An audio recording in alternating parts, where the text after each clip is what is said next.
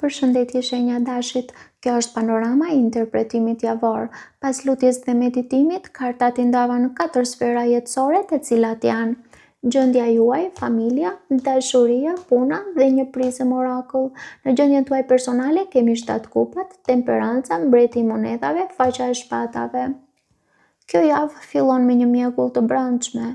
Ju mund të ndjeni të shpërndar mes shumë mendimeve, mundësive apo tundimeve. 7 kupat ju vendos përballë iluzioneve, çfarë është reale dhe çfarë është vetëm dëshirë. Por menjëherë pas kësaj vjen temperanca, energjia e shenjës së shigjetarit, që është si një dorë hyjnore që ju thotë qetësohuni, balanconi, mos veproni me nxitim. Ju po mësoni të përziheni emocionin me arsyen. Me mbretin e monedhave, ju hyni në një energji më të fortë dhe më të qëndrueshme. Ju keni potencial të jeni shumë të qëndrueshëm financiarisht dhe emocionalisht, por kjo kërkon disiplinë dhe maturi. Faqa e shpatave tregon që ju jeni në një fazë vëzhgimi. Ju po hulumtoni, po shikoni, po analizoni, ndoshta edhe dyshoni. Ka një pjesë tuaj që nuk beson lehtë këtë javë, ndaj diçkaje ose ndaj dikujt, që mund të ketë lidhje edhe me financat. Kartat këshillojnë se ju duhet të ndaloni së ndjekurit çdo ide apo fantazi që ju vjen në mendje. Zgjidhni një drejtim dhe qëndroni aty. Mos u shpërqendroni nga çdo mundësi që duket e bukur, por nuk ka bazë. Kalojmë tek familja. Në familje kemi mbreti i kupave, 3 shkopin, 2 shkopin, 8 kupat. Në familje ka një figurë emocionale të fortë që është mbreti i kupave, i cili mund të ketë shenjën ose ascendentin në shenjë uji. Për disa prej jush mund t'ju përfaqësoj edhe juve vetë me ndjeshmëri dhe intuit, por intuita ime më thotë se mund të jetë dikush në jetën tuaj i cili ruan qetësinë edhe në kaos dhe përpiqet të stabilizojë situatën. Ky duket një person kalkulues dhe selektiv në emocione, pra ka inteligjencë emocionale të zhvilluar dhe është i aftë t'i kontrolloj mirë ndjenjat e tij. Por kartat tregojnë edhe pritje dhe planifikim me 3 dhe 2 shkopinjt. Duket sikur ka një energji të tipit çfarë do të bëjmë më tej, çfarë do të ndodh, a do të vi, a do të iki. Si të thuash, familja është një pikë vendimi ose tranzicioni. 8 kupat është karta më e fortë këtu. Dikush po largohet emocionalisht. Nuk është me patjetër largim fizik, për disa mund të jetë edhe distancim i zemrës. Kartat këshillojnë se ju duhet të pranoni se jo çdo lidhje familjare mund të mbetet njësoj. Mos e detyroni një lidhje të qëndrojë nëse ajo po shuhet natyrshëm. Ndonjëherë largimi është forma më e shëndetshme e dashurisë. Kalojmë tek dashuria. Në dashuri kemi mbreti i shpatave, 5 kupat, heremiti, 9 kupat.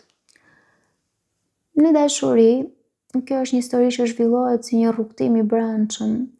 Fillimisht mbreti i shpatave, që mund t'ju përfaqësoj ju ose personin tuaj dhe flet për dikë shumë racional, të ftohtë, të prerë, ka komunikim por jo ndjeshmëri, mund të ketë distancë emocionale ose vendime të ftohta.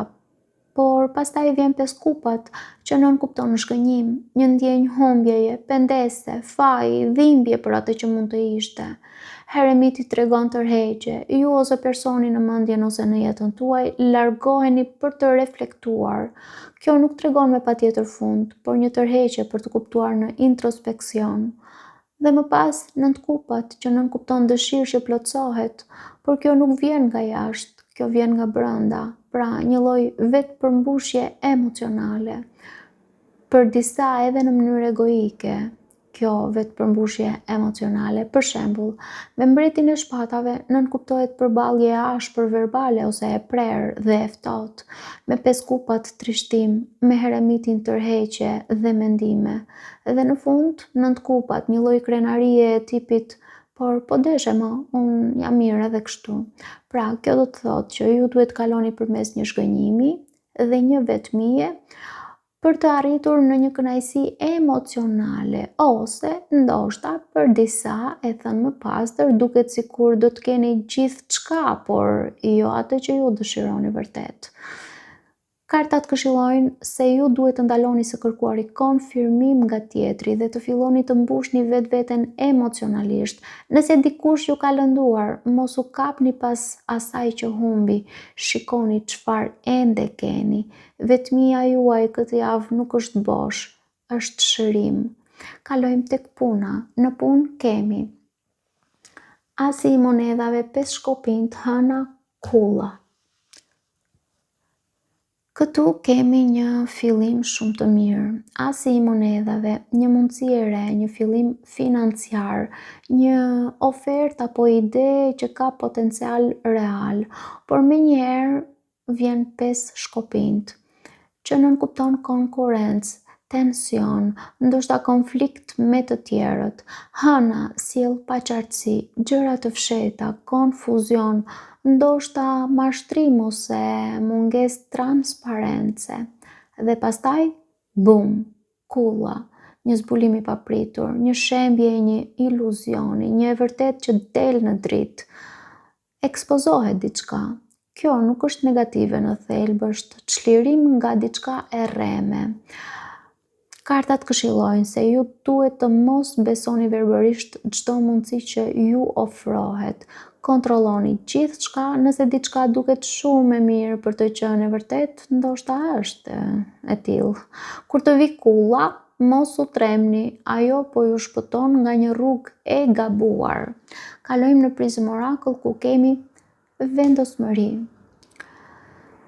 Vendosmëria nënkupton se pavarësisht konfuzionit, zhgënjimeve apo zbulimeve të forta, ju keni një forcë të brendshme që nuk dorëzohet. Ju duhet të qëndroni të palëkundur në atë që ndjeni se është e drejtë për ju, edhe nëse rruga bëhet e paqartë, sepse kjo është një javë ku ju niseni me iluzione dhe përfundoni me të vërteta.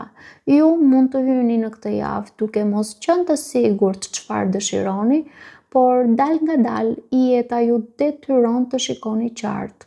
Në dashuri ju kaloni nga ftohtësia në zhgënjim, nga zhgënjimi në vetmi dhe nga vetmia në një kënaqësi të tipit kjo është pothuajse gjithçka që dua, por jo krejt ajo që dua. Në punë, një mundësi ju tundon, por e vërteta e saj zbulohet më vonë. Në familje, disa lidhje transformohen, jo të gjitha mbeten si më parë. Dhe brenda vetes, ju mësoni të mos ndiqni çdo iluzion, por të ndërtoni diçka reale.